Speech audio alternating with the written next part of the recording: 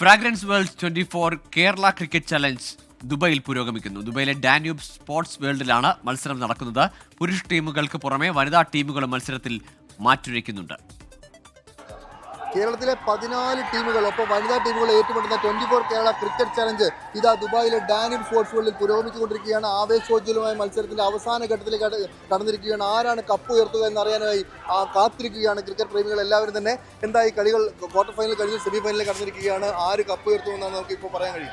ഇതൊന്നും പറയാൻ പറ്റാത്ത അവസ്ഥയിൽ തന്നെയാണ്. നമ്മൾ ഡേ 1ഉം ഡേ 2 എടുത്ത് നോക്കുമ്പോൾ ആദ്യം മുൻനിരയിൽ നിന്ന് കോട്ടയം, കൊല്ലം എന്നിവ ടീമുകളൊക്കെ പുറത്തായിരിക്കുകയാണ്. ക്വാർട്ടർ ഫൈനലുകൾ ഇവിടെ നടന്നുകൊണ്ടിരിക്കുകയാണ്. ആദ്യ സെമി ഫൈനലിൽ എത്തിയ ടീം ആരും പ്രതീക്ഷിക്കാത്ത വയനാടാണ്. കണ്ണൂരും വയനാടുള്ള കളിയിൽ കണ്ണൂർ എന്തായാലും തീർച്ചയായിട്ടും ജയിക്കുമെന്ന് വിചാരിച്ച എല്ലാ കാണികളും അവരുടെ അമ്പരത്തിലിരിക്കുകയാണ്.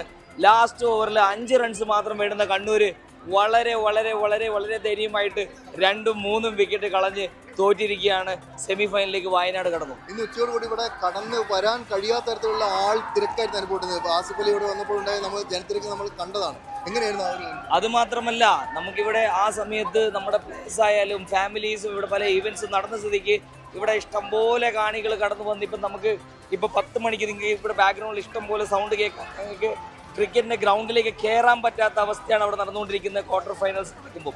അപ്പം ഇത് ഇത്രയും ഈ KCC 24 KCC ഒരു വലിയ സക്സസ് തന്നെ പറയാം. എന്തായാലും ഇനിയിപ്പോൾ രാത്രി 12 മണിയോട് കൂടി തന്നെ ഫൈനൽസ് നടക്കുന്നത് അല്ലേ? അതെ. ഇപ്പം നമ്മൾ ക്വാർട്ടർ ഫൈനൽസ് 3 മാച്ചും കൂടി സൈമൾട്ടേനിയസ്ലി നടന്നുകൊണ്ടിരിക്കുകയാണ്.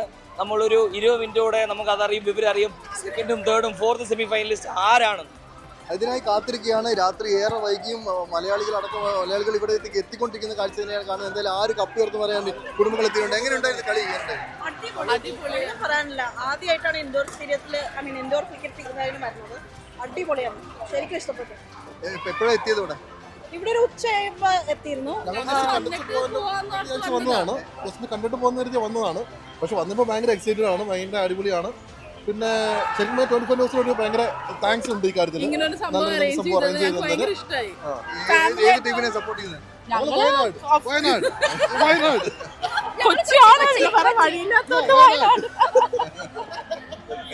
ഇന്നലെ പിരിഞ്ഞാന്ന് വന്നിരുന്നോ?